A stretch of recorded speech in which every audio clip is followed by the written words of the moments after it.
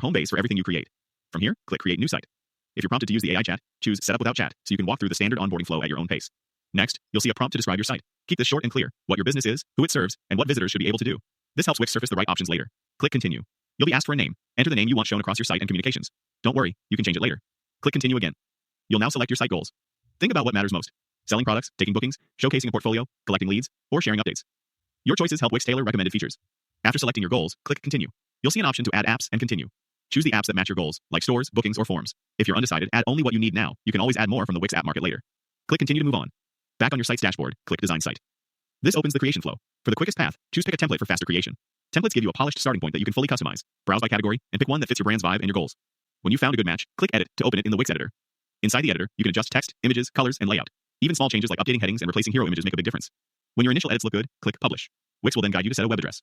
Select Get a free Wix.com domain to use a free subdomain. Choose a clear, memorable name, short, easy to spell, and related to your brand. If your first choice is taken, try a simple variation. Click Save and continue to confirm your site address. Wix will finalize the publish settings and get your site live. When you see the confirmation, click Done.